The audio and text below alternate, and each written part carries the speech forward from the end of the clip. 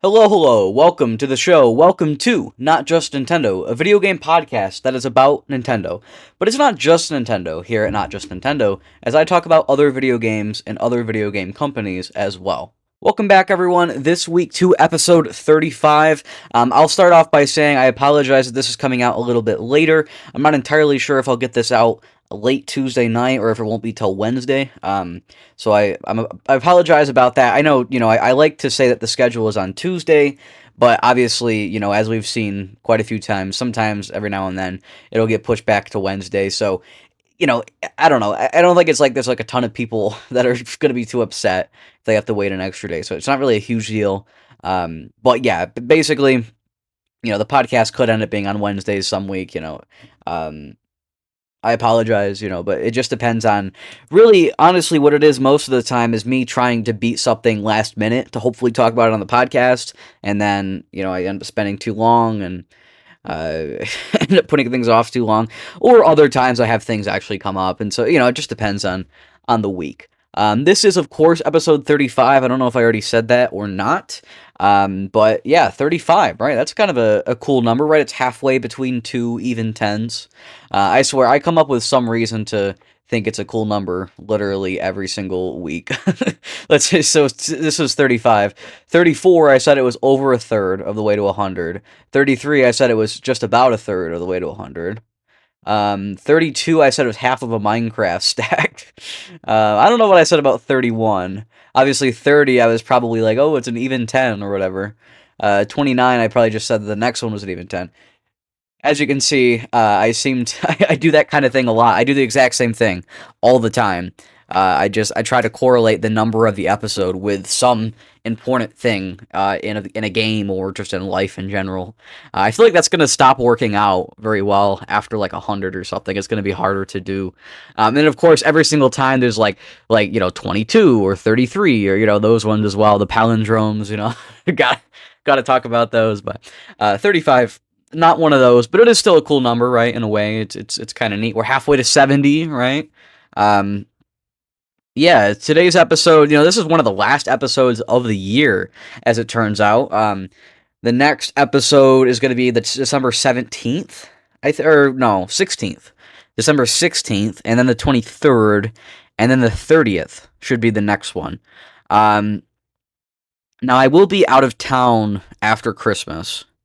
So I'm not entirely sure how, because there's a 30th and then January 6th should be when we come back. So I'm not yet sure how that's going to work out as far as the podcast. I imagine one of those two episodes, either December 30th or January 6th, I'll probably miss. I don't know which one yet. Probably December 30th, I'll probably elect to miss. And then I'll just pre-record the episode for January 6th, like way early. And that'll be like my predictions for Nintendo for the year 2026. That's probably what I'll do. We'll see. Don't take that as truth, but that's my plan as of right now. That's kind of what I'm hoping to do. Obviously, things are, I guess, kind of busy at the end of the year here, although, to be fair, not as busy as last year, because I've not really been live streaming or any of that stuff. It's been a busy year.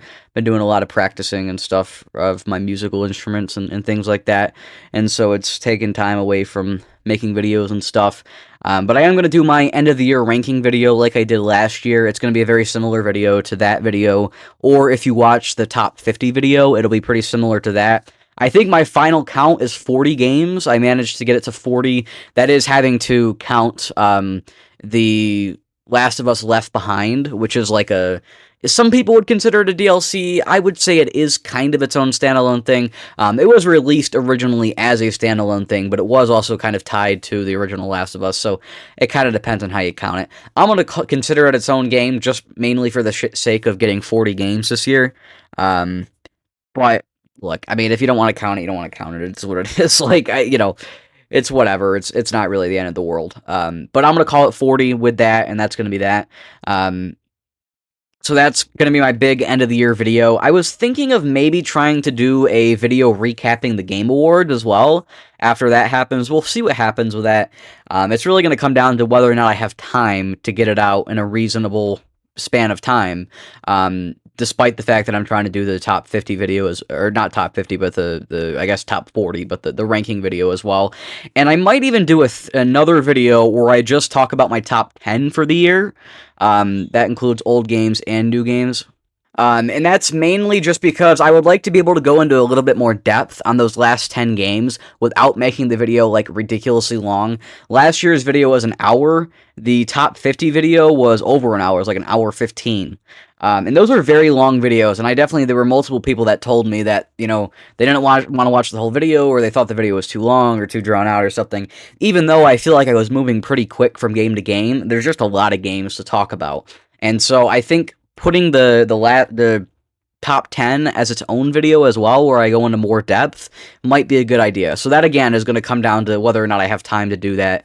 The number one thing is my end-of-year ranking. If I can get that out, and I can still get out some of these other things, then great. But otherwise, then they'll not go out. I mean, that's just how it'll go, right? So we'll see how that all works. Obviously, over Christmas break from school, like I said, I'll be out of town, but I will probably be playing a lot of stuff on the Switch, maybe a couple things on the 3DS, we'll see, I don't know. I don't think I've talked about it on the show. I guess I can talk about it just a little bit right now. Well, you know what? No, I'll make you wait. I'm going to talk about it in the second half of the show. Basically, the general layout for the show, I guess I should probably at least introduce that. We're already 7 minutes in. But the general layout for the show, I'm actually going to talk about news stuff earlier. I'm going to talk about the news stuff right now first. Actually, I'll probably yap for a few more minutes, but then I'll talk about the news stuff.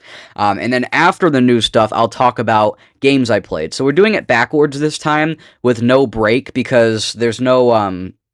we can't do music anymore on the show. For those who don't know, Spotify has been flagging all sorts of things that use music from video games, so I'm not using music from video games anymore. I'm going to try to compose my own music, hopefully before too long. I just got to get around to actually doing it, honestly.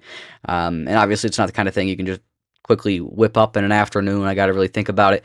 But yeah, I was thinking about just composing my own to use for the show, so that might happen at some point, but if so, it could be months before I ever get around to actually doing that, because I'm a busy guy, and also I'm not a busy guy, and I'm lazy, but I'm also a busy guy, so it just depends on the day, right? But anyways, so my point is we're doing the show backwards, mostly for the reason that the second half of the show with the games I've been playing is mostly going to focus on Yakuza Kiwami, and I want to talk about some non-spoiler things for Kiwami, but I also want to talk about spoiler things for Kiwami. And I definitely don't want to, be talking about spoilers and have people around that, are going to play the game or don't want stuff spoiled. So I'm going to give, a timestamp or whatever. Or, honestly, I won't even get a timestamp. I'll probably just, end off the show and then talk about Kiwami afterwards. So I'll say, okay, here's the point where we're done with the main show. Everything after that is going to be talking about spoilers for Kiwami. That's, I think, what we're going to do here. So stay tuned for that. And if you don't care about spoilers for Kiwami, or you've already played it, or, something like that, then you can stick around. That's fine. So that's what's going to happen with that. So first we will talk about the news things. But actually, first, I really suck at this. If you guys haven't noticed, I really suck at this. I'm trying my best here, but I'm not very good. What I was talking about before with the whole over the break thing. So obviously, over the next couple of weeks, I'm going to be working on this video. My plan is to get it out on December 19th. It might have to go out on the December 26th instead. Tomorrow, if this is coming out on Wednesday, I believe it probably is at this point, but it might be late Tuesday night. But either way, on Thursday, the Game Awards show is happening. Now, the Game Awards, I'm pretty sure, I'm actually checking right now as we speak. I'm pretty sure the Game Awards show is at 7:30, but I'm assuming that the pre-show is probably going to be at 7 then, in that case. So obviously, I'll definitely, check that out and confirm that. It looks like... yeah, they say on their site 7:30, but again, I don't know, maybe the pre-show is going to be at 7, so I'll definitely try to look at that first. So if the pre-show is at 7:30, then I'll probably start the live stream around 7. If the pre-show is at 7, I'll probably start it around 6:45 or something, somewhere in that general area. And as long as nothing comes up, that's the plan for the Game Awards show. And I'm hoping to live stream it on the channel for those who haven't heard. So if you're listening to this on Spotify or iHeartRadio or Amazon Music, one of those places, then definitely be sure to check out my YouTube channel. That's in the description. And you can watch my live streamed reaction to the Game Awards over there. I'm going to be talking about, obviously, all of the awards, all the announcements and stuff. I'm going to be watching the whole thing through. It's probably gonna be like a 3.5 hour show or something. So, we'll be in it for the long haul. So if you want to head over there, then you can. That's great. Obviously, most of you guys are probably already on YouTube as well, so you can just see it there. But I guess that's probably all I had to say about that. Over the holiday break, if I can ever actually get back to my point, because I keep getting away from it, I'm going to probably be playing a lot of different things. Obviously, I'll probably get some things for Christmas, and I'll be playing those after Christmas time on the go, because we'll be traveling. And so I imagine it's going to be a lot of portable Switch 2 playing for me. So anything that I get on like PS5, I'm probably going to be away from until January, when school starts back up too. So I probably won't be sinking my teeth into any big PlayStation stuff until later on in January. But right there at the end of December and the beginning of January, I'll probably be playing a lot of Switch 2 things. And that's the plan, right? So we'll see exactly what happens. Obviously, I can't predict these things, but that's probably what's going to happen. And who knows? Maybe I'll come back, because the first show of the year will be January 6th, but I'll have recorded that far in advance. So January 13th is when I'll properly be back. And I imagine I'll probably have a lot to talk about on January 13th, because it'll have been a while, especially if I miss December 30th and pre-record January 6th. Then it'll end up being almost a month. So I'll have a lot to say. So stay tuned for that. I guess now, without any further delay, we should probably talk about news. I did pull up a bunch of things here for news today. I don't know if I'll go through them all, but we'll just get started. All right, Assassin's Creed Shadows, right? Obviously, that got ported over to the Switch 2. I think that was last week that came out. One of the big things about Assassin's Creed Shadows, for those who don't know, that game came out early this year. I want to say it was like March or April or something. And now it just came out on Switch 2 just this month. But it's been out for a little while. And one of the big points of the game, it's set in Japan. One of the big things in the game is that you play as two different protagonists. It's a dual protagonist setup. Yasuke and Naoe, I don't know how to say that. But anyways, there's the two different protagonists. So the director of Assassin's Creed Shadows, Simon LeMay Commodus, or Comtois, I don't know how to say that, honestly. I don't feel like I've heard that name, which is weird, because I feel like I should have heard that name. But anyway, he, I guess, said in an interview that I think the learning for us is that, yes, we could do more dual protagonist games in the future if we have a good reason to do it narratively and for the setting. So, I mean, that might be corporate talk, but maybe also that's implying that future Assassin's Creed games could potentially be dual protagonists, which is interesting, right? Obviously, I'm coming at it from the lens of somebody who's only played through the first Assassin's Creed game and quite a bit of the second one, but I didn't beat it. I will be back to that next year for sure. I'll definitely restart that next year and beat it that time. But anyway, so as somebody who's only played the beginnings of the Assassin's Creed series, it seems really weird to me having two protagonists. I'm like, how would that even work, right? With the whole idea that you're reborn into the body of your ancestor. I don't even know how that would translate. Obviously, that's because I'm not aware of the things in the more recent games, so I'm kind of out of the loop there. But it's definitely interesting to me, intriguing, I guess I could say.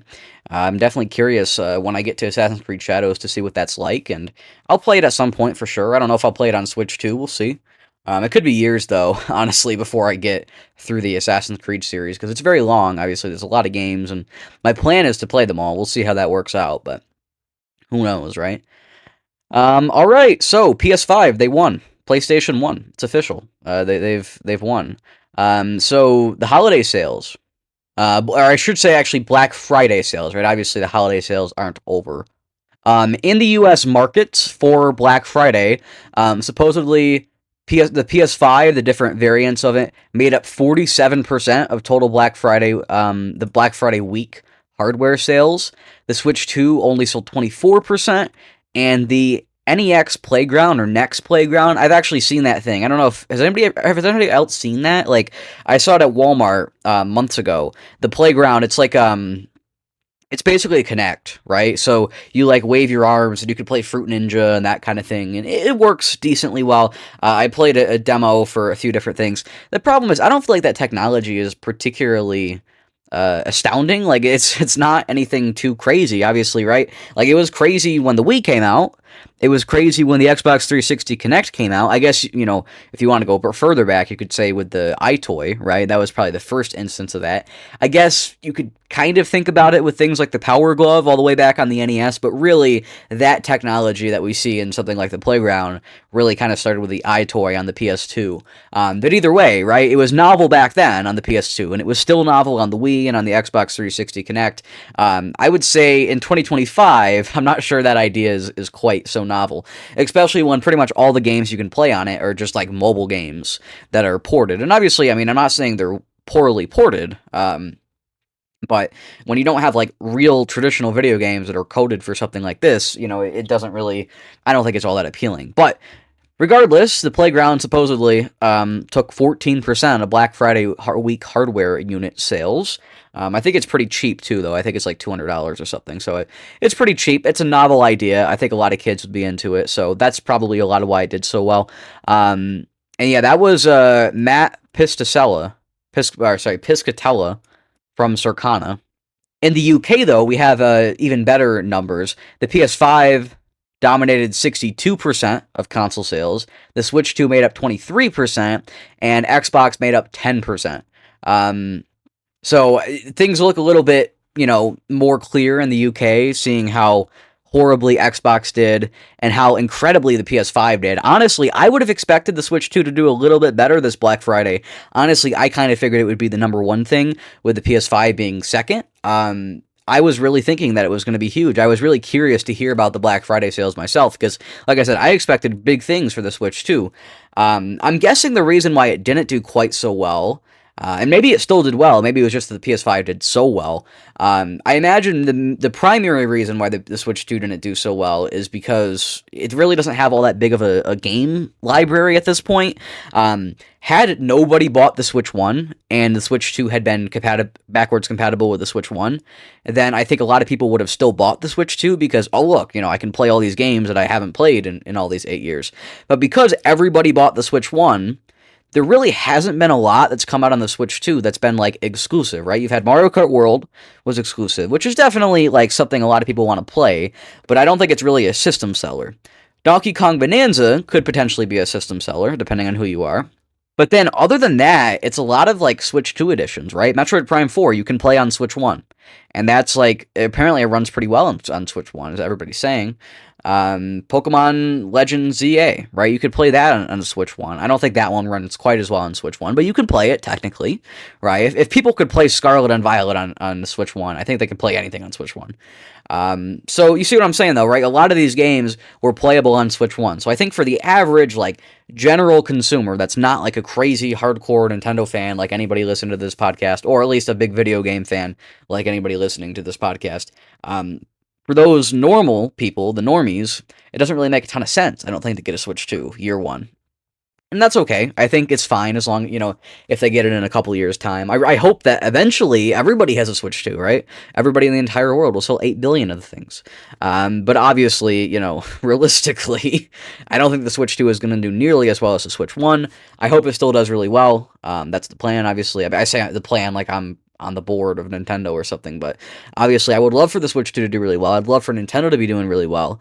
I don't really expect crazy big things when we've had such a quiet year for exclusives, right? Now, for games in general, I think 2025 has been decent for Nintendo. Not quite as huge as I was expecting it to be honest, but it is still pretty big. But as far as, like, exclusive things, it's not quite as big, because a big game like Metroid Prime 4, which I actually didn't even mention. I probably should have mentioned that game, but that came out last week as well on the 4th. Metroid Prime 4, we'll probably touch a little bit more on that a little bit later. But yeah, that came out, and, you know, obviously that's a big title. That's, I mean, right up there with Mario Kart World and Bonanza for the hardcore, right? Maybe for the casual people it's a little bit lower, but still a pretty big title, I would say. Oh, actually, the next thing I pulled up was Prime 4. Okay, so I guess I'll talk about this right now then. Metroid Prime 4, this was big news, I think a couple weeks ago. I don't think I ever touched on it. I think it happened, like, the news came out pretty much right after one of my episodes came out, and so it wasn't really, like, I couldn't cover it. I could have covered it, like, a week later, but it wasn't really on the front of my mind or on the front of anybody's mind, really. Metroid Prime 4 was doing really bad as far as reviews went. Um, Before the thing came out on Metacritic, it had like 84. I believe was the critic score was an 84, and like 84, obviously not terrible. It's not, completely pitiful, but it's not also like incredible by any means, right? Like you look at an 84, you're like, oh, like this isn't really as big as I was hoping. And I know a lot of people were obviously very excited for Metroid Prime 4. It's probably one of the most anticipated games, likely of all time, but definitely of the last decade. It's been in the works for so many years and announced for so many years, and then announced again for so many years, and then we heard so little about it for so many years, and it was just like Silksong, right? Metroid Prime 4 and Silksong were like two games that we've been hearing about but not hearing about for years, like from the company we hear nothing, and then from fans it's like all we hear about, those two games. And I think both of the games didn't hit quite as hard as they originally seemed like they were going to. Obviously, I think most people liked Silksong, but I don't think Silksong was quite as explosive as it seemed like it was going to be. And maybe, I don't know, maybe it's just in the circles I listen to. Maybe we'll watch the Game Awards tomorrow and Silksong will win, and I'll be like, wow, okay, I didn't expect that, right? But I'm guessing that Silksong is going to be a little bit of a, like, I don't think it's going to win anything. Or maybe not anything, but I don't think it's going to win. It's at least not going to win Game of the Year, I don't think. I think like something like Clair Obscur has a much better shot at something like that. I don't think Silksong is quite as much of a consideration as I would have expected before it came out, right? Like, if you told me in January that Silksong was going to come out this year, I would have been like, oh, shoot, that could win Game of the Year, like, potentially, right? But at this point, in December, I don't think it's going to win Game of the Year. So, I mean, who knows? We'll see. Maybe I shouldn't be making any bold speculations like that the day before the Game Awards. All right, so the Metascore now, I have it pulled up right now, Metroid Prime 4. The Metascore now for critics is down to an 80. So now that the game's come out, it's gone down even a little bit more. The user score, so like the fan score, if you're talking on like Rotten Tomatoes, is an 8.5. So yeah, I mean, I think pretty much everybody agrees Metroid Prime 4 is a pretty good game. I know online I've not really heard nearly as much about it as I was expecting to. Like, it's not, like, just like Silksong, I don't think it's been quite as explosive as I was expecting it to be, as I think most people were expecting it to be. It could just be that these two games were hyped up so much that now that they come out, it seems, not as big a deal. Like, I don't know, that could be what it is. Maybe I'm just crazy. Maybe, indeed, things are pretty big, but I don't know. We'll see what happens. All right, so GameStop did their Trade Anything Day, and they do mean anything when they say trade anything. This was on December 6th, and basically you could trade any item, and they would give you $5 for it. And I think that's the main idea here, was to raise awareness for their trade-in program. The variety of things that people brought in were interesting, for sure. So somebody brought in a taxidermied bobcat to a GameStop location. Somebody brought in a goose. Somebody brought in a speed limit sign. A complete Friends season on VHS tapes. A bowling ball. And non-alcoholic cider for the employees. I guess they also received a lot of canned goods and stuff to donate to food shelters and stuff. But yeah, I saw this article, and the picture was the taxidermied bobcat on the desk at a GameStop store, and I was like, what the heck? Like, I was just like, I have to figure this out. Somebody also donated like a copy of the Declaration of Independence. Yeah, what about, it's very interesting. Obviously, when you do something like that, you expect crazy, weird, wacko things. I'm sure they expected things like that. I imagine some things were more surprising than they expected, but still, pretty surprising nonetheless. All right, so we talked weeks ago now about EA getting acquired in a $55 billion deal by the Saudi Arabia Public Investment Fund. Obviously, that happened. It's going to be a while before it goes through. There's a lot of different things that need to be approved, and so, there's a lot of stuff, and that probably won't be finalized for quite a long time.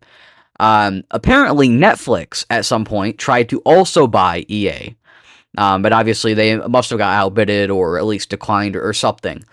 Netflix also, pretty famously, this is outside of video games as well, but a lot of people know that they offered $82 billion to buy Warner Brothers. Or rather, I think it's Warner Brothers Discover, technically. But they're the ones that hold a lot of the different media things.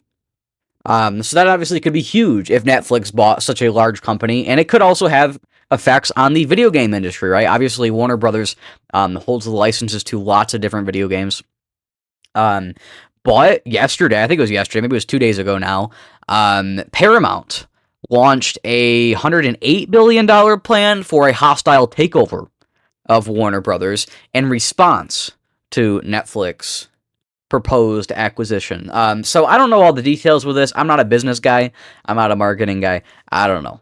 But it does seem like there's a pretty good chance to hear that somebody ends up with Warner Brothers, whether it's, Paramount or whether they can come to an agreement and Netflix can still do their acquisition. Whatever it is, good chance Warner Brothers gets bought here. And like I said, we just had EA get bought. Now Warner Brothers is getting bought. There's a lot of consolidation going on right now.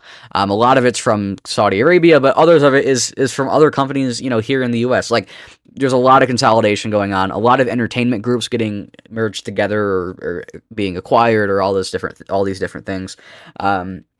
Is that good? Is that bad? It depends on the situation, for sure, right? I mean, obviously, it can definitely be bad. It can, I guess, in a way, sometimes be good, but it just depends on the situation, I suppose.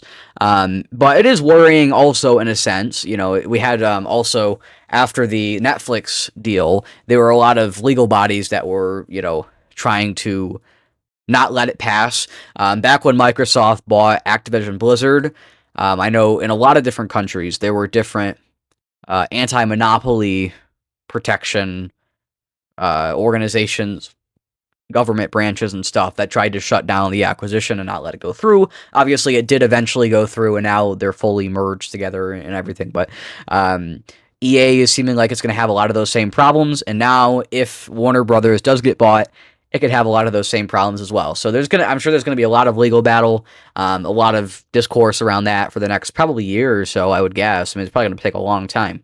But anyway, I think it's interesting. I'm definitely going to be following this, at least to some degree, because I'm kind of curious where Warner Brothers ends up. If it does end up getting bought, that could have major ramifications on a lot of things, besides just video games. Obviously, there are a lot of things that are going to be far more affected by a Warner Brothers acquisition than video games. Video games is obviously one of the things that'll be affected. Alright, so apparently in Forknife, it was revealed that Tomb Raider was going to be announced at the Game Awards. So supposedly there's going to be something related to Tomb Raider. I don't know if they're new remakes, if it's a new game altogether, like what exactly is going to happen, but supposedly there's supposed to be a new Tomb Raider thing. That's cool. I would definitely take a trilogy of the original ones remade if it came to Switch 2. I think that would be pretty interesting to play those games through. But we'll see. I mean, it's definitely interesting. I guess the main reason I wanted to bring this up, first of all, obviously it's big news at the Game Awards. We know one of the things that's going to be announced. But it's also another instance with Forknife announcing things in the game.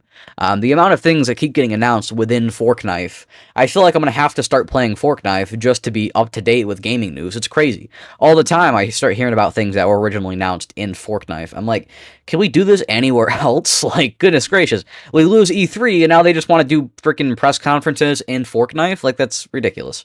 Anyways, it's not a big deal, but I'm a little bitter about it, if I'm being honest. Alright, Katsuhiro Harada. He was the director of the Tekken series for all of its history. He was obviously at Bandai Namco, and he's leaving. He's no longer going to be at Bandai Namco. Bandai Namco issued a statement that said, "To our fans, rest assured that we are fully committed to future development and content plans for Tekken 8. We will continue to take community feedback on the game and its content to heart to ensure that we uphold the vision and spirit built by Harada." So there you go. This is obviously huge, right? We're on the 8th Tekken game, the 8th mainline Tekken game, and the dude's leaving. The guy that did it is leaving. Apparently he left to go become a DJ. So that's interesting, I suppose. So he he was the director of a highly successful video game series. He's leaving now. He's going to be a DJ. So good for him. I don't know, man. I read that, I was like, seriously, like is that really a thing that's happening? Like.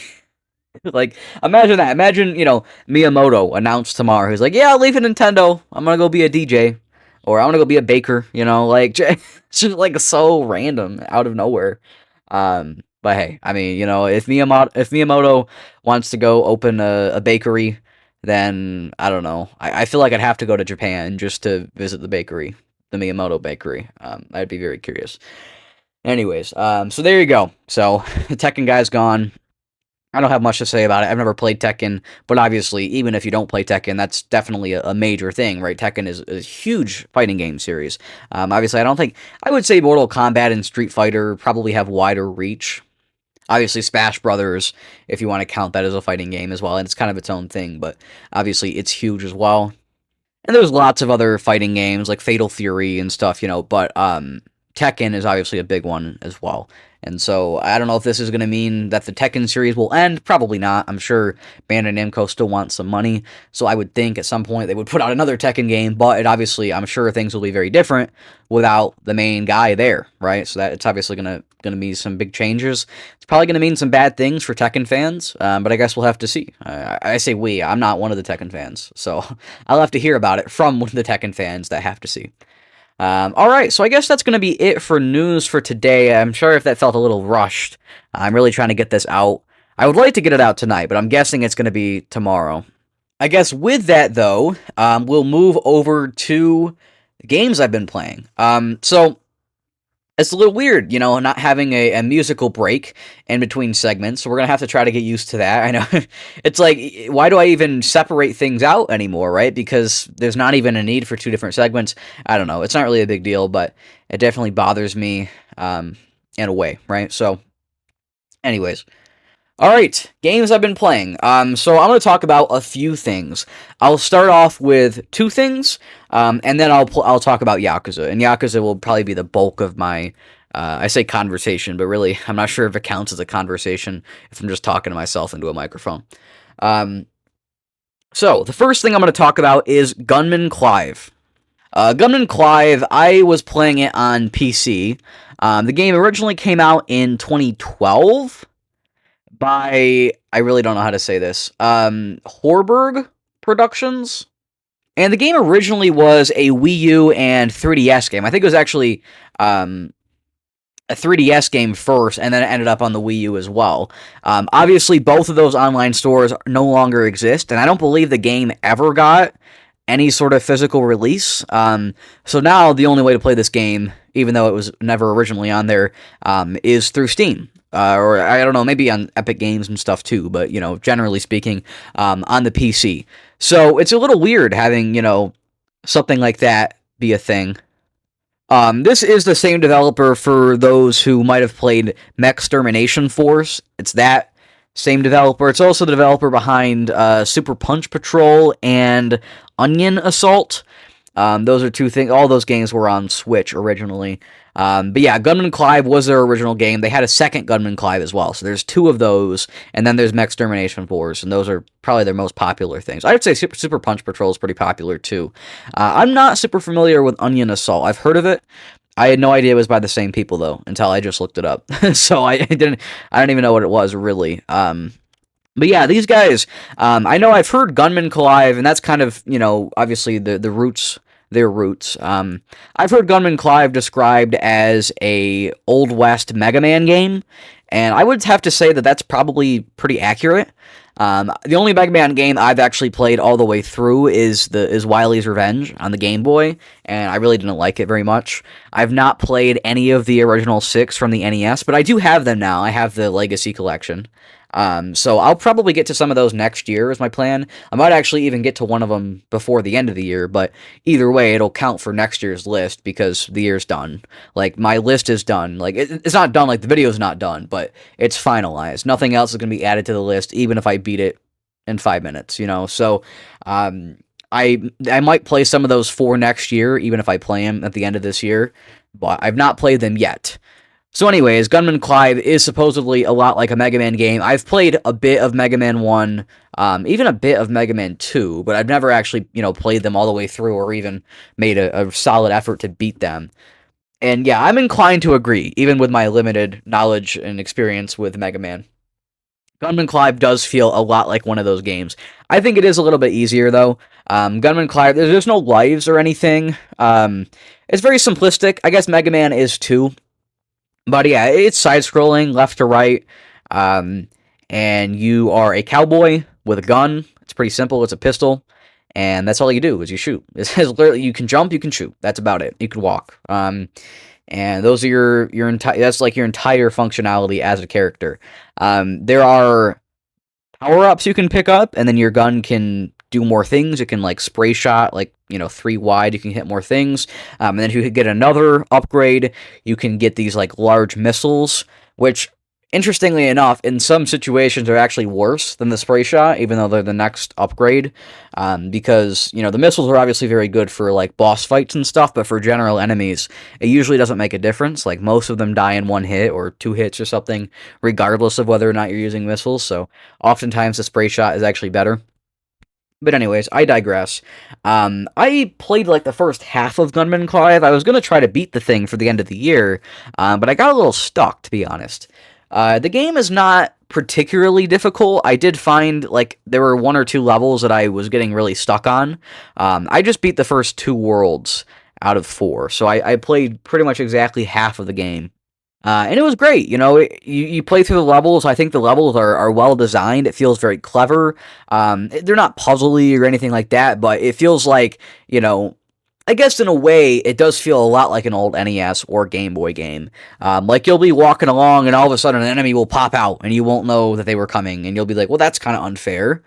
But it's okay because unlike in Mega Man, you have a few hits, right? You can get hit like, I guess actually, no, that's also true in Mega Man, so never mind. I don't know what I'm talking about. You can actually get hit multiple times in Mega Man as well. So anyways, but it's not like Mario, where you die in 1 or 2 hits. You die, it takes a few hits, quite a few hits, to kill you. When you do die, you have to restart at the start of the level, which sounds like it might get a little annoying, but the good news is all the levels in the game, at least that I've seen, maybe the last one is long, but every other one is very short. Especially for, like, the boss fights, right? It's pretty seamless. You die, you spawn in, and 5 seconds later, you're fighting the boss again. Like, it's not a problem, right? So, is it a little bit annoying sometimes to die? Yeah, I guess, but that's kind of part of the game, right? So, it never really sucks to die. Sometimes it can be a little bit annoying, but it's not a huge deal.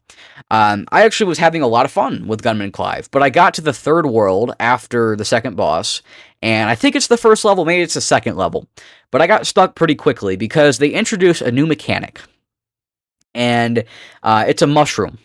There are these mushrooms on the ground. And if you've played this game, you probably know where I'm going with this. But basically, it adds, an extra layer of depth. So now you'll be, like, there's this one section where, I mean, this is pretty obvious, right? There's a wall. You can't jump high enough to get over it. So you have to jump on the mushroom, and then you can get extra height by jumping on the mushroom, which you can get you on top of the wall, and then you can make the jump. And that was fine.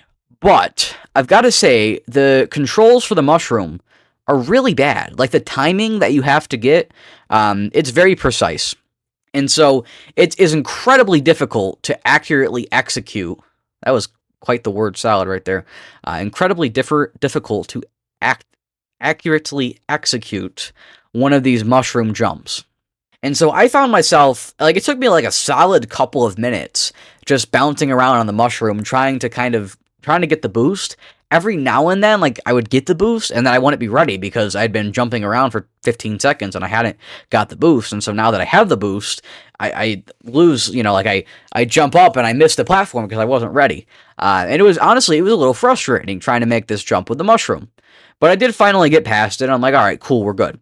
So I walk, a little further in the level, and all of a sudden, there's a pit. And there's one platform way down in the pit, and on it is a mushroom. And so basically, you have to jump off the edge, land on the mushroom, and then get back up onto the platform because you can boost off the mushroom. I could not do this. I tried. I spent literally like 25 minutes on this game. It's supposed to be an hour-long game. I spent 25 minutes all just on this one section of this one level, on one jump. I looked it up, I did Reddit posts, I did YouTube videos, I tried and tried and tried. I tried in place, trying to practice the timing for the mushroom. I tried putting it in context, trying to make the jump over and over and over again. I couldn't do it. I literally just could not do it. I cannot make this jump on the mushroom. And it's not that I'm just bad, it's like literally the mechanics for the mushroom suck. I'm like, well, how do they mess up so bad? This game was so good, and then they messed up the timing on the mushroom jump so bad that it's honestly, it's laughable. It's crazy. I'm like, how did they even manage to do this? So obviously, after spending like 25 minutes trying to get through this level, all just because of this one freaking mushroom jump, I was pretty frustrated, and I put the game down because I couldn't beat it, right? And so at some point, I'm going to go back, and hopefully I can get through the mushroom thing. It might take me another freaking hour, but eventually I think I can probably do it. Hopefully, there aren't any more mushrooms after that. But if there are any more mushrooms after that, then I'm probably just not, I'm just going to DNF on the game, because I literally cannot do the timing on the mushrooms. Rarely if I had games that I'm like this bad at, like, it's not even me being bad at it, honestly, that are just this hard to play. I don't know how many people have beat this game, because I cannot for the life of me make that jump. Alright, the second thing I don't have a whole lot to say about. That game is Mario Kart DS. So I did start Mario Kart DS months ago. I played the first, like, Grand Prix or whatever. I think pretty much just one Grand Prix, and then I got away from it. I did last weekend, or maybe actually 2 weekends ago, I did start it back up. I don't think I talked about it last show. But yeah, I did start playing Mario Kart DS again, just the Grand Prix. And so I've been playing a little bit of that here and there whenever I'm on the go and I'm not at the house. So I don't know when I'm going to beat this thing, because it's going to depend on how much I'm out of the house in the coming weeks. But basically, I just wanted to give an update on Mario Kart DS. I have beaten all of the Grand Prix on 50cc, all of them on 100cc, and now, or actually, no, all but the last one on 100cc. So there's 8, because there's 4 of new tracks and 4 of retro tracks. Mario Kart DS was the first game in the Mario Kart series to have retro tracks. So I've done everything on 50cc, gotten the gold medal. On 100cc, I've done 7 out of the 8 Grand Prix. I just need the last one, gold. And then I can move on to 150cc. And then I'll have beaten all the CCs in Mario Kart DS. Mario Kart DS is unique, though, in the fact that there is a mission mode. So basically, there are a few worlds, and in each world, there are a handful of levels where you have to do different tasks. So for some of the levels, you might have to collect a bunch of coins. You might have to do a race or do like a time trial and get a specific time. You might have to race a boss, right? Or you might have to defeat a boss. Like there's some boss fights. Like there's one with the ice bully from Mario 64 DS, right? There's all sorts of things like that. It's kind of Diddy Kong Racing-esque, if anybody's ever played that, or even kind of Crash Team Racing-esque. So that's Mario Kart DS. I am going to do the mission mode as well, but I've got to finish the Grand Prix first. So far, though, I think Mario Kart DS controls a lot better than any other Mario Kart game before it, probably. I think it's great. I think it controls great. The tracks are great, right? I have very few complaints about it, other than the fact that it's on the DS, and I don't really love playing the DS or holding the DS. It's not really my favorite thing. I'm playing it on the new 2DS XL, but even still, I don't like the way the DSs or 3DSs feel in my hands anymore. Obviously, I used to when I was very little. But I think once you get to the age of like 12, your hands kind of outgrow a DS or a 3DS. I don't quite understand how there are so many adults that continue to play on the DS and 3DS. And for those people, more power to you. But I cannot do it. If I play on a DS or a 3DS for long periods, not even really long periods, like 15, 20 minutes sometimes, it cramps up my hands, like, really bad. And I do not have particularly large hands. Like, I don't think it's like that's my problem. I think I literally, like, I just think the thing's too small. Like it was clearly designed with like children's hands in mind. And my hands, while they're not huge, they're bigger than that. And so I think the 3DS and the DS are a little bit too small. It could also be that I'm so conditioned to the Switch 2, right? Or rather the Switch 1 and Switch 2, either one. And they're so much larger, or even the Wii U gamepad, and that's so much larger. That could be part of it. I don't know. Who knows? But either way, I think the 3DS is too small. So it's actually very difficult for me to play things, to play something like Mario Kart, anything action based, right? If I was playing an RPG, I think I'd be fine, right? Especially if it was like a turn based RPG. If I was playing a Zelda game, I would probably be okay for the most part, because there's a lot of just walking around or clicking through text boxes and stuff. If I was playing Animal Crossing, I would be fine, right? But it's as soon as you start playing Mario Kart or like a side-scrolling beat 'em up or something like that, where the 3DS can be a bit of a problem because of its small, very small buttons and its small D-pad. It's not very good D-pad. The circle pad I don't think is very effective just in general. And it's a very small device, and obviously that's the idea. It's meant to be compact. I think it's a little too compact, personally. So I'm not a huge fan of playing on the 3DS, if you couldn't tell by the way I'm acting. But anyways, that doesn't mean the game's not good, though. I think the game is very good. So I'm trying to look past my grievances with the DS when looking at a game like Mario Kart DS, but it is difficult. And yeah, I don't really intend to play this game at all at home. So I'm gonna beat it, somewhere on the go. So I'll play it when I'm on the go. That's it. Like I really, if I'm at home, I'm not playing this game. So when I beat it is gonna be largely dictated on when I'm next out of the house on a long drive. So it might not be till Christmas break. Could be after that. Could be before that. Who knows? But yeah, this is part of my great quest to beat all of the Mario Kart games, starting kind of at the beginning and mostly going in order. I am going to skip Double Dash because that's the only one that I don't either have or have on Switch Online. Double Dash is the only Mario Kart game that I can't play and haven't played at all. And so I'm going to play every other game, and then if they eventually, which I assume they will, drop Mario Kart Double Dash on the Switch Online service, I'll play it there. That's my plan. And if for whatever reason they never do, I'll eventually just buy it on GameCube. I intend to eventually anyways, so that's the plan. But I'm hoping that I can just play it on Switch Online at some point, hopefully in the next year. I would think hopefully next year they drop it at some point, and that would be awesome.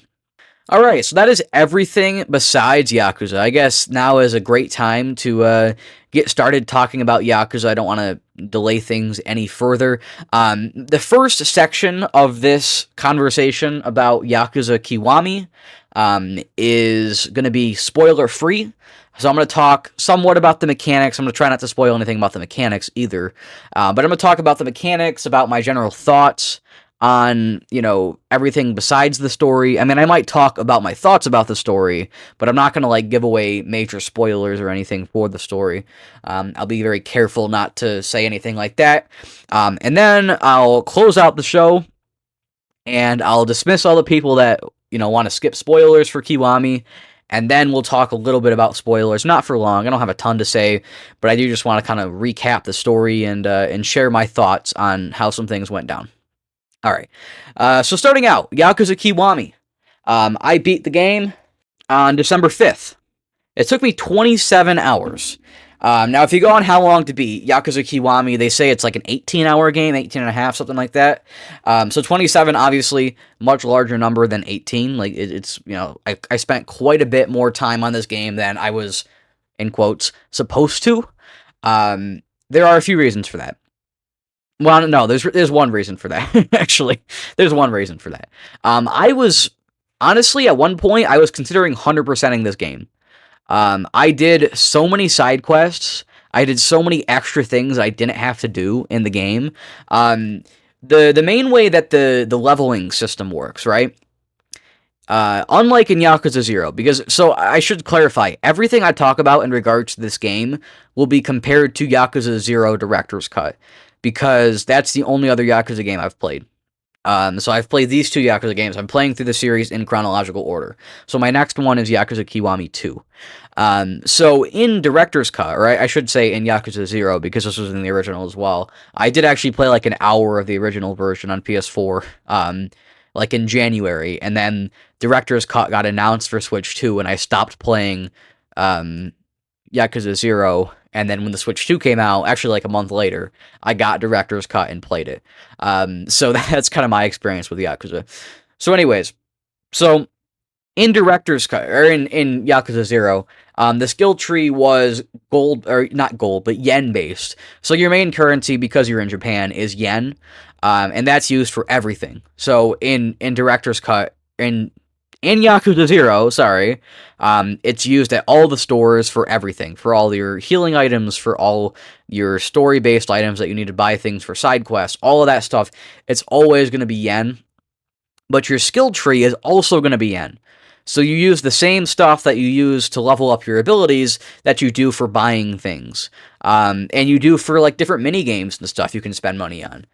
There is a game in Kiwami where you basically, not Kiwami, Yakuza 0, where you bought up property in the city, and that used money. So it was actually kind of difficult to discipline yourself into upgrading your abilities in Yakuza 0, because I wanted to always spend my money for other things. I never wanted to be out of money, but if I spent my money to upgrade my abilities, I would then be out of money.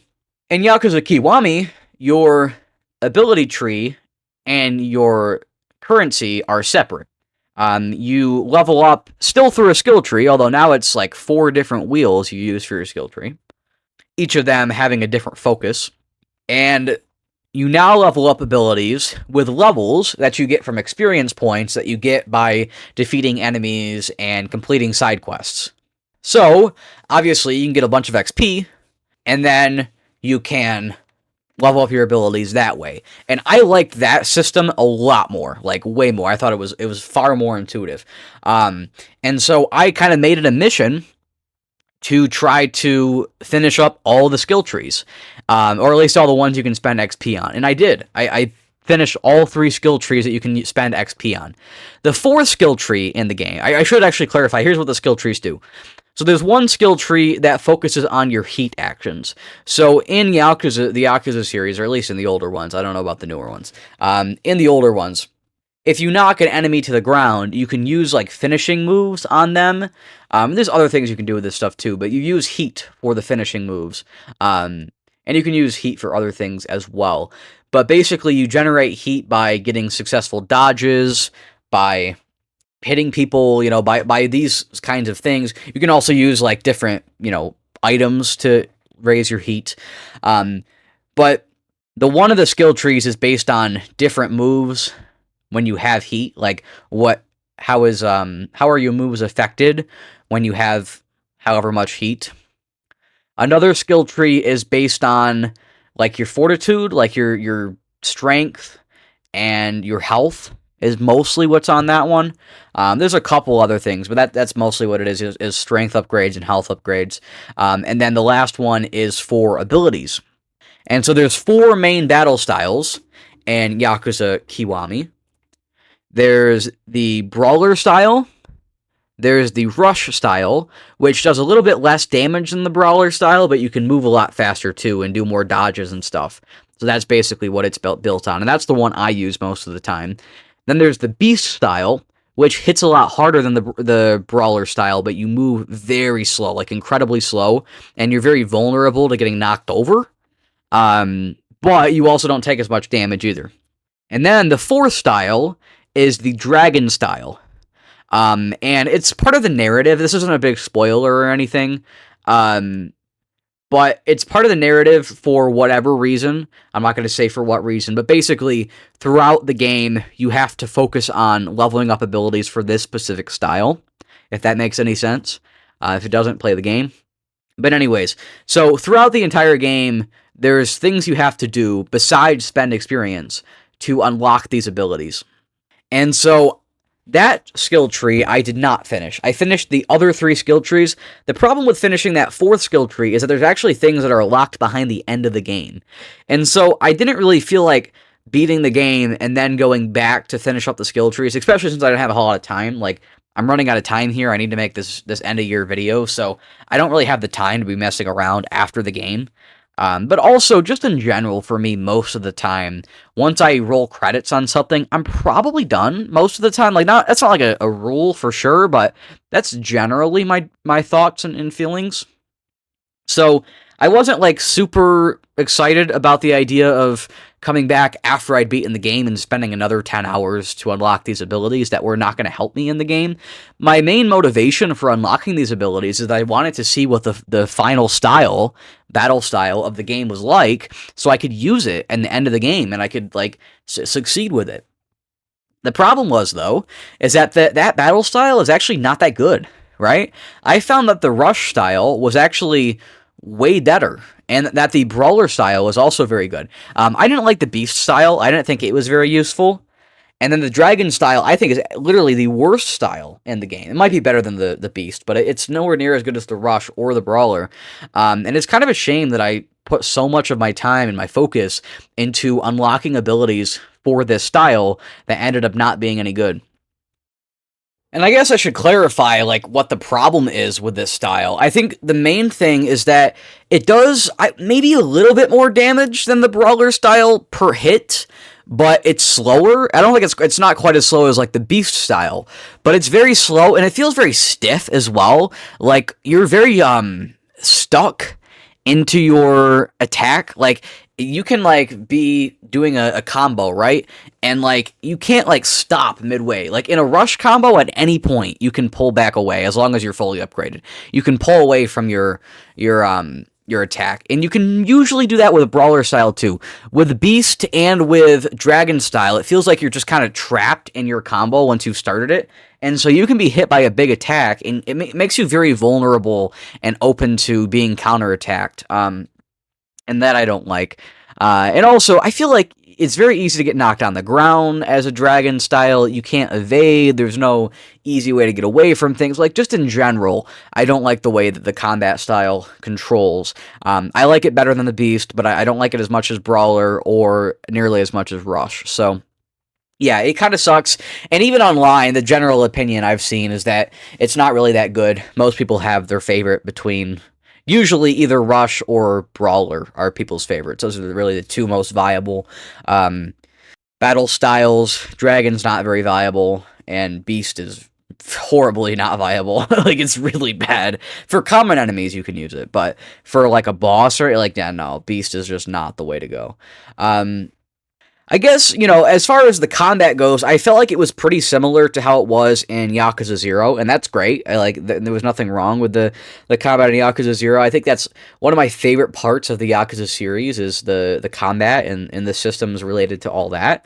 I loved it. I loved it in Yakuza 0, and I still loved it here in Kiwami. And the biggest change that I noticed was that bosses can now heal.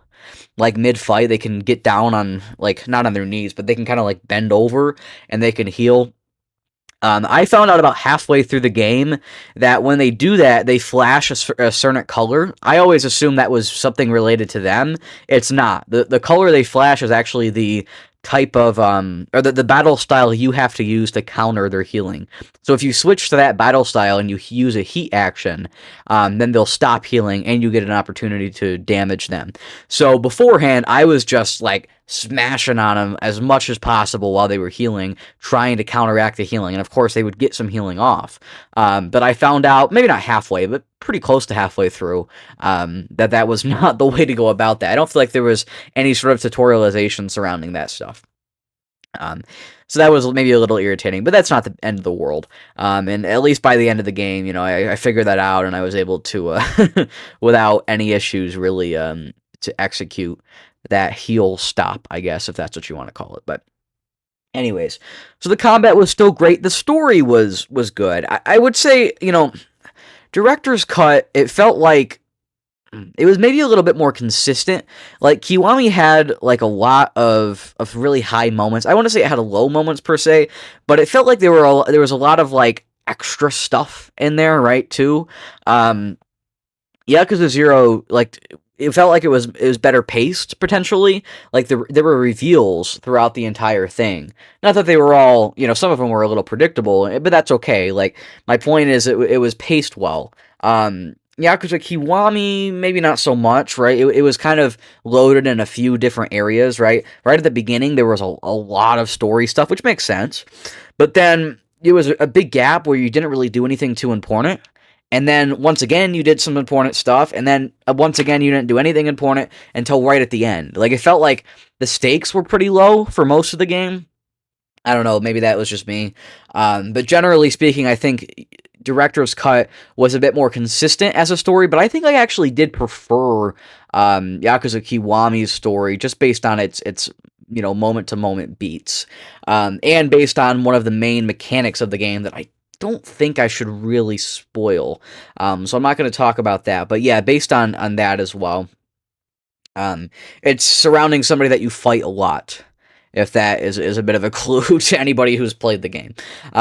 So anyways, yeah, Kiwami, I would say, that it was a very natural progression. It's all built in the same Dragon engine, Director's Cut or Yakuza 0 and Yakuza Kiwami, and I assume that, they're pretty much all built in that engine nowadays. So the general UI, the map, the save system, all that stuff, it's pretty much identical in the games, or at least in the ones I've played. Yeah, honestly, I had all these things I was going to say about Kiwami, but honestly, it's now that I'm thinking about it, there's not really as much to say as I was originally thinking. Like, just in general, it was a great game. I loved the combat. I loved the story. There were a couple good changes from Director's Cut, like the skill tree, or not really the tree, but the skill wheel. That was definitely a good change. I liked the side quests better. I think usually the side quests were better. I really liked also there were these they were sparkly objects on the ground. They were hidden locker keys. So there was this one place in the map where you could go open up a bunch of basically little storage lockers, and you could get an item out of them.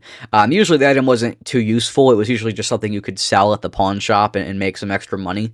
But you could find these keys hidden all over the city, and it kind of encouraged you to explore down weird windy alleys and stuff to try to find some of these things, or to go in the back of restaurants and things to do stuff. Oh, that was another thing I really liked too.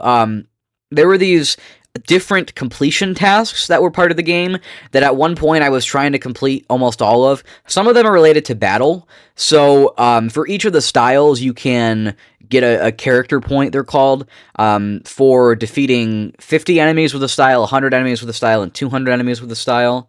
I did that for every style except for the dragon style. You can also get them just for defeating an amount of enemies, right? I think you can get up to 500 or 1,000 or something like that. Actually, might be more than that. I'm not sure. You can get points for defeating however many of a specific type of enemy. You can get points for breaking objects in battle.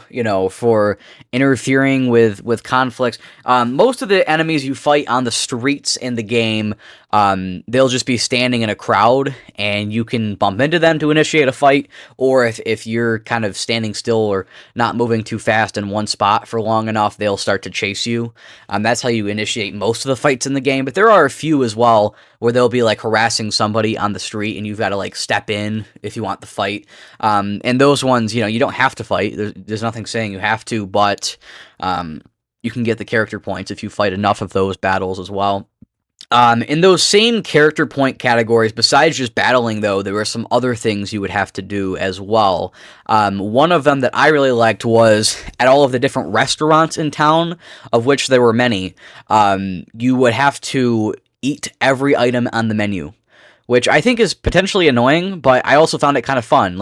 If every time I would do a fight, and I would be down a little bit of health, rather than spending my potions, I would be encouraged to find the closest restaurant that I had not completed the menu at, and go eat something at the restaurant. Later on in the game, too, by spending those character points, you can upgrade some things that are more conveniences rather than actual, changing of mechanics. There's one that allows you to sprint for longer. So rather than just, your regular jogging pace, you can like sprint. And which you can always do, but basically you can do it for a very limited amount of time usually, and eventually you run out of energy completely, and you like have to kind of bend over, and you're like out of energy, right? With these upgrades, you can eventually get to the point where you never run out of energy sprinting, and it comes in stages. So you do one upgrade, and now you can sprint a little bit longer, and you can recover a little bit quicker, and it's scaled. So obviously, by the last upgrade, now you don't ever have to recover. And you can sprint forever. And so that was definitely one that I wanted to get as soon as possible. And another one that I really liked as well was basically you don't have to worry about being too full. So basically at some of the restaurants, like I said, you had to try to complete the menu at all the different restaurants. For the food items, once you ate enough of them, and your health was full, you could no longer eat more. But if you got this upgrade, you could eat as many things on the menu as you wanted. So, like, you could go to a restaurant that you hadn't been to before, and you could order all 20 things on the menu at once and complete the menu for that restaurant immediately. Now, there were also drinks, like alcoholic drinks, at these restaurants. And those you could only have like 2 or 3 at a time, and then they would kick you out and be like, "Oh, you're too drunk or whatever, right? You can't have any more." And so it was kind of difficult to complete the catalog at like bars and things because of that, for that reason. But at any restaurants and stuff, is quite easy after getting that upgrade to kind of go through and finish up all the ones I could. So I ended up doing most of the different battle objectives and most of the different non-battle objectives, but I didn't do them all or anything, but I did quite a few of them. I did engage with a lot of them. Same goes for those collectible lockers and stuff. Like I did end up getting like the majority of them. There might have been a few that I missed. I wasn't gonna like look up a guide to find the last few or whatever. I just found whatever ones I could and called it a day. And I did a lot of side quests. Like almost every side quest that I saw along my playthrough, I did. At the very end, in the last couple of hours, I did decline a couple of them if they seemed like they were going to be a little bit lengthy, because I was really trying to finish the game for this podcast episode, number one. Number two, I had, kind of felt like I had done enough side quests at that point. And number three, I was worried about making this end of the year video, and I didn't want to like, not be able to make it because I pushed back the completion of the game too long. So those were a few reasons. But yeah, generally speaking, I did way more side quests than I needed to. I did way more objectives than I needed to. And I'm happy I did because it was fun. Almost every moment of the game was fun. All right. I don't have as much to talk about as I thought I did. I probably should have like written down some more extensive notes. So I could have remembered some of these things a little bit better. So we'll call this a day for the episode, and then I will talk about spoilers for just a few minutes in just a second. So if you don't care about getting spoiled on Kiwami, or if you've played Kiwami, stick around for a few minutes. Otherwise, thanks everyone for listening, and I'll see you on my live stream for the Game Awards, and otherwise next week. Thanks, guys. All right, so if you're sticking around, that means you don't care about being spoiled on Yakuza Kiwami. All right, this is your final warning. 5, 4, 3, 2, 1. All right. So Kiwami, right? The game basically starts out. There's maybe a very brief time jump from the end of Yakuza 0, but it's not anything too substantial. There's a new guy that's kind of your underling, right? Your main guy. You've got your own Yakuza family. I started this game like over a month ago, so if I get some small details wrong, I'm sorry. But basically, you are known as the dragon of the Dojima family. That's hence why you have the dragon style later in the game. And you're very powerful, very feared. A lot of respect on your name.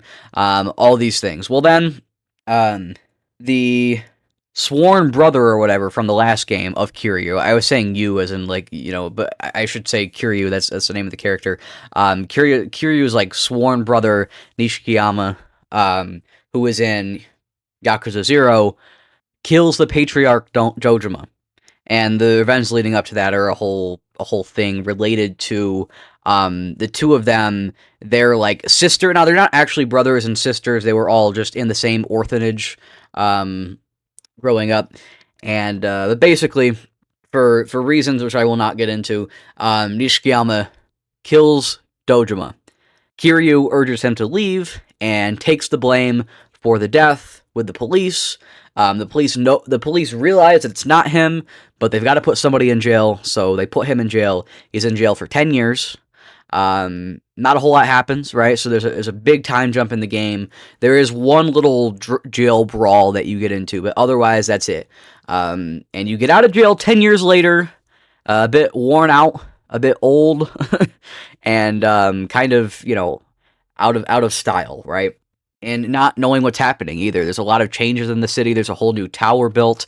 There's a lot of things like that. So basically, the premise of the game, there's a few things that happen. First of all, you're met by Majima, who is the other main character in Yakuza 0. And he basically, he wants to fight because he wants to face the legendary Dragon of Dojima, right? And basically, you guys fight. He realizes how out of practice you are, and now he decides that to regain your skills, you need to fight him a lot. So for the entire game, the whole time you're playing the game, Majima will be around the city in different places to attack you. By defeating Majima, you can unlock new abilities in the dragon style, in theory, increasing your power and getting you closer to where you were before you went into jail. So that's basically the main premise around Majima. And throughout the game, Majima is one of the greatest parts of the entire game, of the entire story, of the entire experience. I absolutely loved, right up until the very end, the incorporation of Majima. You would be walking along, and then all of a sudden, there's Majima. You've got to stop what you're doing. You've got to fight him.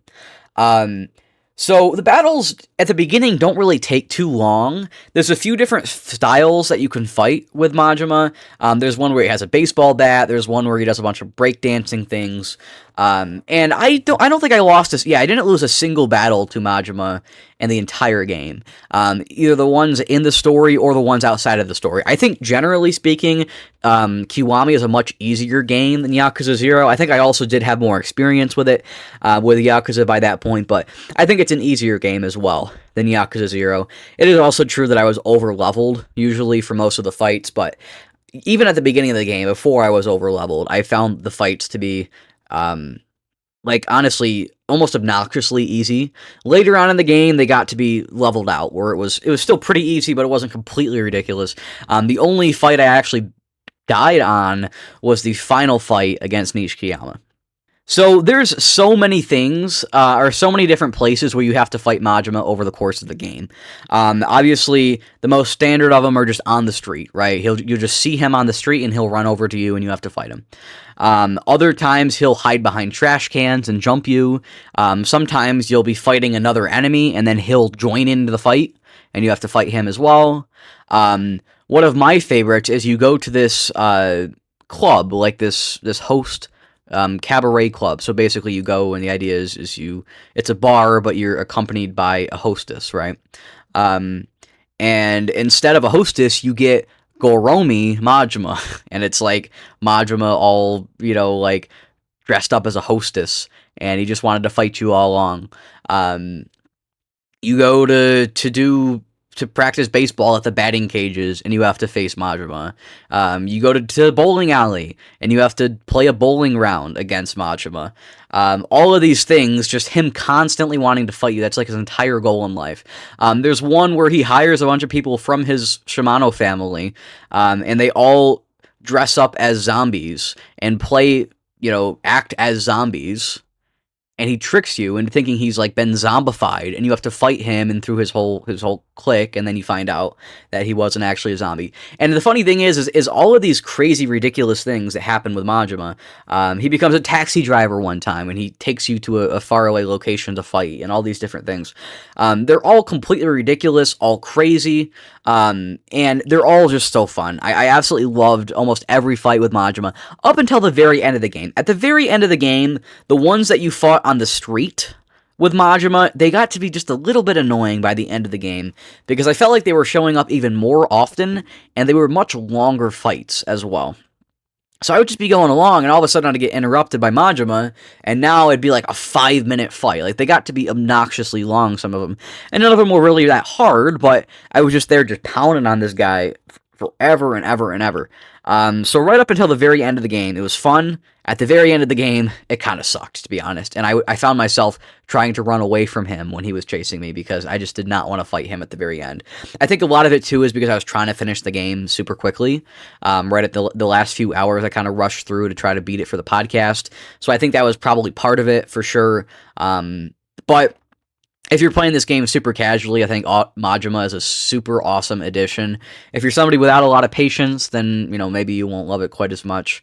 But yeah, just in general, I absolutely loved the inclusion of Majima. I thought it was one of the funniest moments, one of the greatest things in the game. It was fantastic. I absolutely loved pretty much every moment about fighting Majima. The general story, too. So I talked about Majima. Also, to unlock the stuff on that final skill wheel with the dragon style, there is an old martial arts sensei that you can train with. The problem is, though, you only get a few lessons with him to get abilities before the end of the game, because then the rest of them you have to do after the game ends, because there's really not a whole lot of lessons with him to begin with. So half of them are locked in the post game. So most of the abilities you get through Majima. There's a couple that you get through the sensei, but most of them you do get through Majima. I guess generally speaking in the story, just to recap just a couple of things. Basically, you are looking for Yumi, which is you and Nishikiyama's sister or whatever, in quotes, from the orphanage, and she's run away, right? And in looking for her, you're led to this other girl who looks a lot like her, and you find out is her sister, that's named Mizuki. And in looking for Mizuki, you accidentally find Mizuki's daughter, who's 8 years old or 10 years old or something. And so now you've got to care for this 10-year-old and hide her places so she's not being hunted down, because you find out other Yakuza groups are looking for this Mizuki because she stole 10 billion yen from the Tojo clan, which is the main, Yakuza family in, the whole area that you're in Japan. So she stole all this money. You trying to protect her daughter from all the different groups. The Yakuza, they use different gangs and stuff to try to take the girl. They do get her a couple of times, and you have to get her back, and it's a whole thing. So there's a lot of drama surrounding all that stuff, and there's a lot of death. A lot of people die from Yakuza 0. Every time there was a cutscene, I'm like, oh boy, who's dying now? Just so many people dying. And right at the end of the game, too, a couple, key important people, Shimano and Kazuma, that were both crucial to the story, both in this game and in Yakuza 0, they're both dead. I'm like, man, we're not gonna have anybody left here. For the next game, there's a bunch more games here. We need more characters, people. But seriously, I feel like there were more characters they killed off than they introduced. Or some of them they introduced and also killed off in the same breath. So, anyways. I'm not going to go into any more further detail on the story, I guess. Oh, I guess I will say you find out that Mizuki is actually Yumi. They're the same person. Mizuki was a fake identity. And so basically it all culminates at the end with another guy who is a corrupt politician that was originally had run-ins with the Yakuza. He's trying to get the 10 billion yen. He tracks it down to a tower. You track it down to the same tower. It was a tower that was built while you were in prison. Basically, you have to go and fight this guy, and while you're there, Nishikiyama, who has betrayed you and is also looking for this $10 billion, he comes in, you have to fight him, and then at the end of the day, oh, look at that, he's sorry, all this stuff. He sacrifices himself to defeat the guy who was trying to steal the 10 billion yen, and he blows up in an explosion. So, at the end of the story, Kiryu and Haruka, the young girl, and Yumi, they're all safe, but Nishikiyama's dead, Shimano's dead, Kazuma's dead, all these people are dead that were crucial to the story beforehand. So like I said, a lot of death. I think generally speaking, the story was great. It was maybe at times a little chaotic, right? And I think that's kind of part of the fun, right? Yeah, it was very busy. There was a lot going on with the story.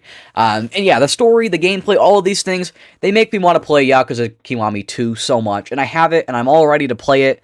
And I'm like, honestly, I could finish this episode and just go play it right now. But I gotta wait. I've got to finish some other things first. I've got to kind of put a little bit of a gap here because if I go and rush through that game, first of all, I won't finish my end of year video because I'll get too into it. Number one.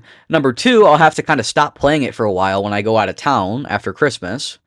And number three, I'll have to wait longer until Yakuza Kiwami 3 comes out, and that's supposed to be coming out in February. So I'll definitely be picking that up on launch day, honestly. I'll pick it up on launch day, as long as I can find it at the store. If not, it might have to be a few days later, whenever I can get up to get it at another store that's far away. So anyways, I'm very excited to play Kiwami 2, and eventually to play Kiwami 3 next year. I really hope, and I really play... I really play. I really pray. Sega, Ryoga, Gotoku, they're the Yakuza people. Guys, please keep porting all the Yakuza games to Switch 2. Port every single one. I want every single one. I want every single spin-off. I want everything. Put them all on the Switch 2. I don't care if they all come out and they're all like $60 to $70. Doesn't matter. I will buy every single freaking one of them. Put them all out over the course of the Switch 2 lifespan. Even over the course of the next couple of years. I will play every single one. I promise. I will buy them all. Please put them out. Please put them out. I want them all. I want them all. I want them all. I want them all on the Switch 2. Yeah, I really want these games. So I hope they keep coming out. I think they will, but we'll see. Hopefully they sell well. Anyways, that's gonna be all from me, folks. I don't think I need to really go too much more into. Oh, there's one thing I forgot to mention actually. At the end of the game, after the after the credits, right? There's the post-credit scene. Kiryu, after the death of Sarah, who was the chairman of the Tojo clan, and then Kazuma, who was the next chairman of the Kojo clan. After his death, Kiryu was named 5th chairman of the Tojo clan, and then he resigned 10 minutes later. And so a new guy that was reintroduced in this story, whose name I can't remember, he was put in charge of the Tojo clan. So it was just another situation. I found it funny. I was like, wow, look at that, Kiryu not wanting that responsibility. He would much rather be like the grunt, right? Out there on the streets doing the work. He does not want to be sitting back. Anyways, I found that funny. But yes, that's going to be it for me, folks. I bet most people probably didn't stick around for the spoilers, but maybe they did. I don't know. If you did, thanks for watching. Please watch my live stream for the Game Awards tomorrow. That'll be exciting. It'll be fun. It'll be awesome. It'll be hype. We'll be hanging out. It'll be awesome. I've already said that 3 times. It'll be awesome. So check it out. It'll be awesome. And on top of that, I'll see you next week. I'll see you in my top 50 video, which is supposedly only 10 days away. I really need to get on making that, though, because it's not going to be 10 days away if I don't finish it up. So need to kind of get on that. But that's going to be it. I think this episode is actually going to come out on Tuesday night. So if you're seeing this on Tuesday night, then hello. Otherwise, it'll be Wednesday. And that's fine as well. It's not a huge deal. So I'm sorry the episode was late. That's going to be it for me. I will see you guys next week on the 16th. 16th? Yeah, 16th, as long as it's not late. Thanks again, and I'll see you all then. And goodbye. Game Awards in 2 days. How exciting. I'm hyped. Bananza's going to win. Bananza for Game of the Year. Let's go!